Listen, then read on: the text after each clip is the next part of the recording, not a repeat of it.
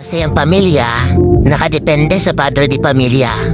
Pag ang lalaki mas mahal ang pamilya, loyal at hindi sakit sa ulo ni misis, hindi mabarkada at hindi babaero, mas nagiging masaya ang isang pamilya. Ang kailangan lang nating mga nanay ay makontento sa kung anong kayang ibigay ng partner natin.